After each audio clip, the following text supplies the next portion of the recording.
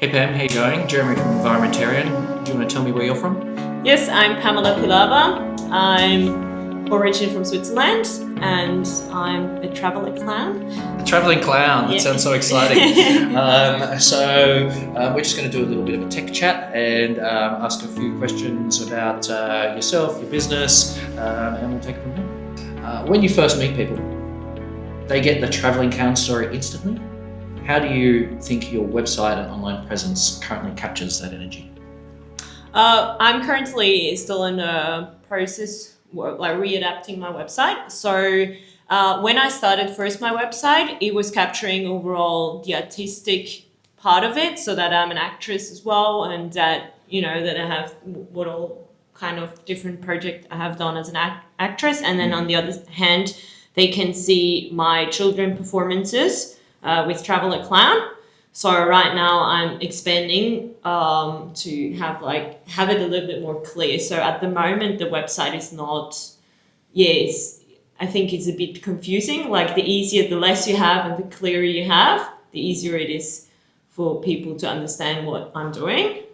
So right now I don't think it captures that well my essence of what I'm doing. Yeah, because initially I got the travelling clown part, and then I looked up Pamela. How do you say your last name? Pilava. Pilava. Yeah. So that's your full name, and that's your domain name.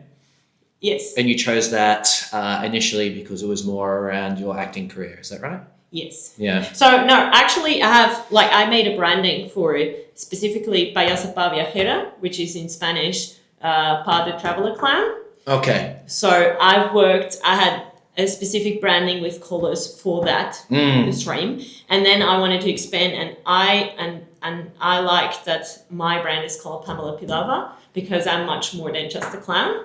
So I want to have it divided into what I am as an actress, I am as a workshop developer, and as a family entertainment and educational clown or performer. So at this stage, those three worlds are not as commuting that much yet. Yeah, so you've got the umbrella, which is, Pam, and then underneath Pam, you've got these three different brands, these three different directions. Yes. Nice. Do you enjoy working with tech? I think we just talked about that. So you've got the DJI that we're using today, what kind of other tech setup do you got a MacBook or what kind of? I work with a MacBook. I have an iPhone. I use DJI. Yep. The mics. Then I have a Sony ZV-10 to especially film the auditions. Nice. Things like that. I want one of those. Yeah, no, it's a great camera, especially to start off with. I need a background still to have clear. Yep. Clear edition space. I have a white wall, but with lighting. I have lightings as well. And then as tools, I use Trello for CRM. Yeah. I use WordPress for my website, which is I find it pretty straightforward. Yep. Those are the tools really. And we were talking about email and stuff. Do you have a booking tool at the moment? No, not yet. No. I'm thinking of starting with Rounded, but haven't. Okay. Yep. So we just talked about sort of what platforms and tools do you feel most comfortable with sort of the online narrative. You've probably got your social network mix as well. Do you have an Instagram or something? Yeah, that's right. I use Instagram. I have a TikTok account as well, but not using that much. Facebook and YouTube. Okay, and so all these platforms, you could upload content to, and do you record the content yourself? Do you have a space that you do that? Do you have a studio that you work in or something like that? No, from home. If I upload stuff from home or from outside, depending on what.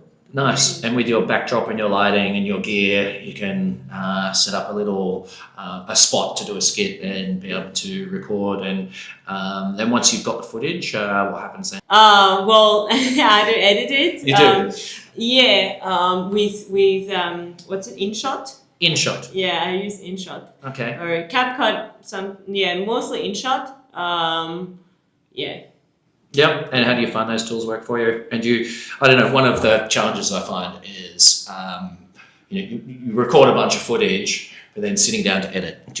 How do you go with that? I think when you have the paid version of InShot, it's quite straightforward. Yep. It also depends on how much you want to develop it. So, for example, at the moment or at this stage, I've only created some social media like Instagram, so that's straightforward. You have a template as well. With Canva, I can use a lot of tools, and that's pretty. I find that pretty straightforward. But in terms of YouTube, I've only uploaded few videos. Some have been recorded by a video director, and then the person cut and made everything, or others have just been straightforward, and then I've adjusted a little bit on iMovie. iMovie. Yeah. I started with iMovie. Yeah. I'm using DaVinci Resolve at the moment. Which one? DaVinci Resolve. Just a free version, but it's super powerful. Okay. Movie people use it,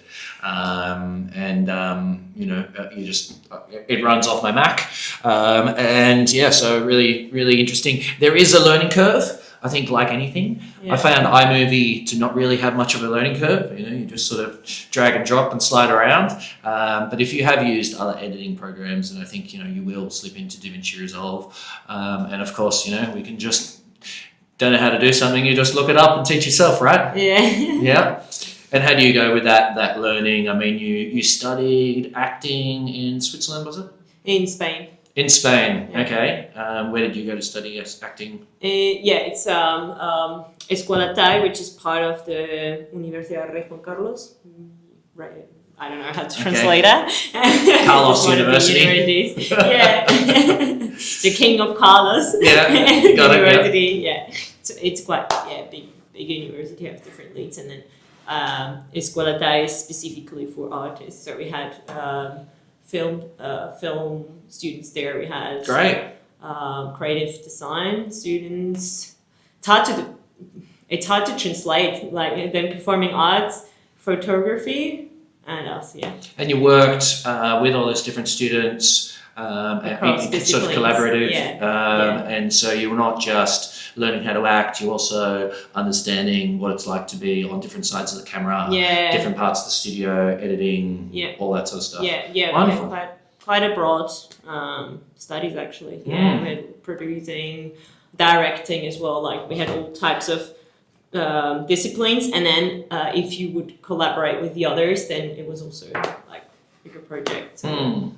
Sometimes too busy being creative to actually maybe do the tech side of things or the business side of things. And it sounds like this course sort of helped you with that creative side of things. And what about the business side of things? How do you find yourself running that? Well, I love it, but it's also something I've been moved into some years ago only, because it's true that when you come from the artistic field, firstly you're just passionate about what you're doing, and then we didn't have a lot of business talks while we were in university. So it's like you go out there and then you realize, oh, I'm actually a sole trader and I'm actually a creative business. So that concept comes later. So I started off creating my shows without really having any business knowledge, not chasing or counting down the sales or having a strategy or a business plan.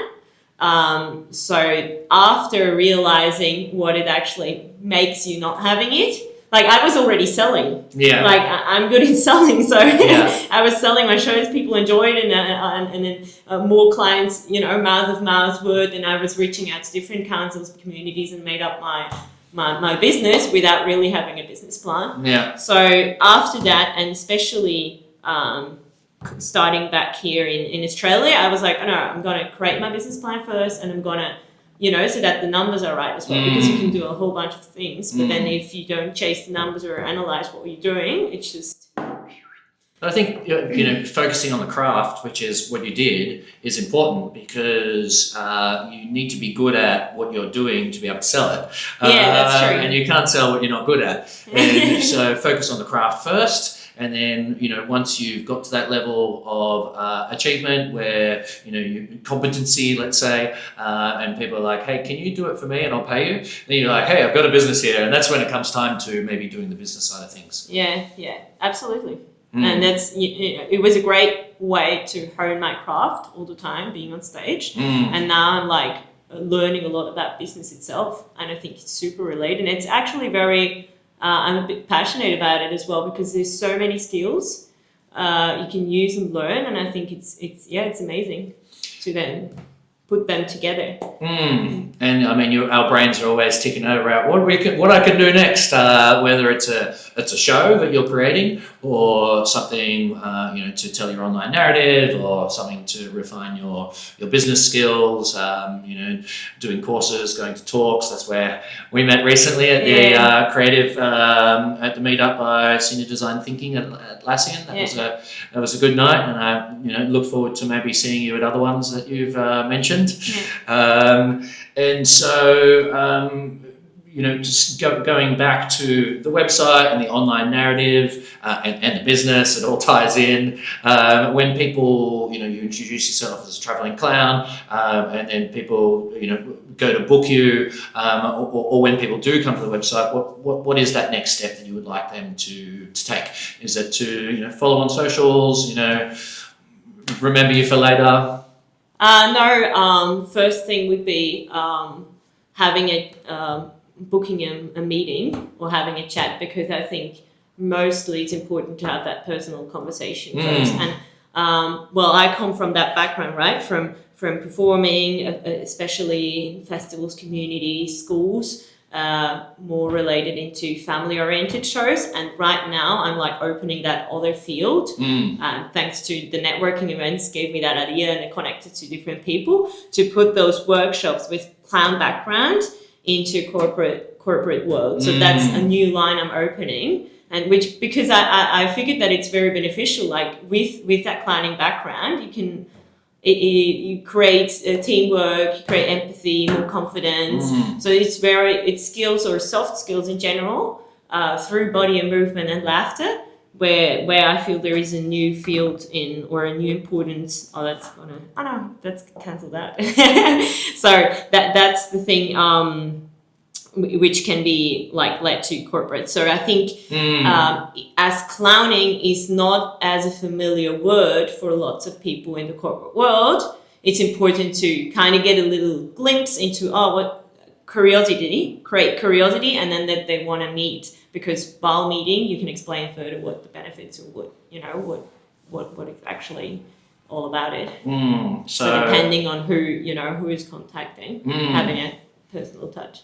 So as sort of solopreneurs in the creative world, we can get in our boxes or our silos, and so going to these meetups and having chats over a beer can spark another interest in another direction. And so it's not just the meetings are important and the networking is important, but it's also sparking that fresh idea. I was like, oh, maybe I could try this. And so, we've talked about your online presence. Do you find barriers, challenges to developing that, to putting that out there?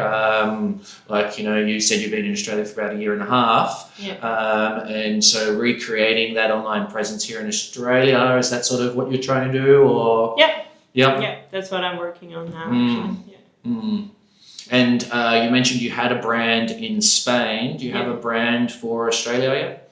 No, that's what I'm just working on. Yeah.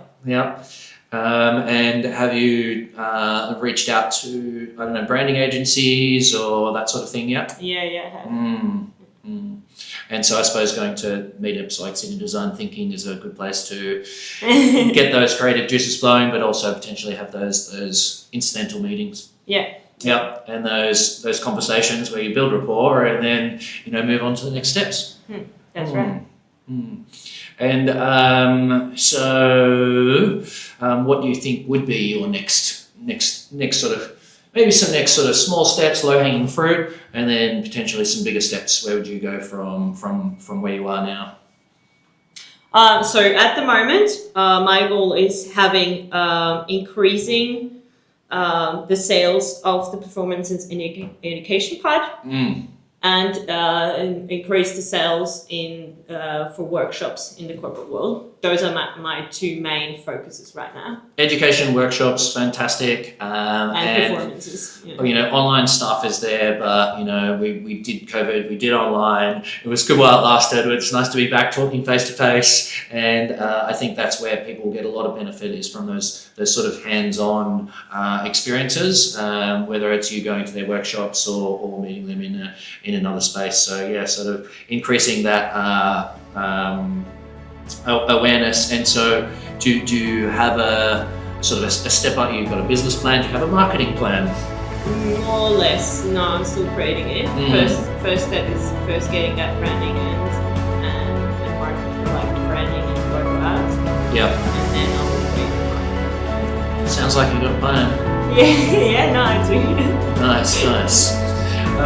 Well, yeah, great to chat to you. And you know, we've done this little recording. We're going to say ciao for now. And if anyone's listening out there, you know, you've heard Pam's journey, and maybe we can all learn from it. See you later. Bye.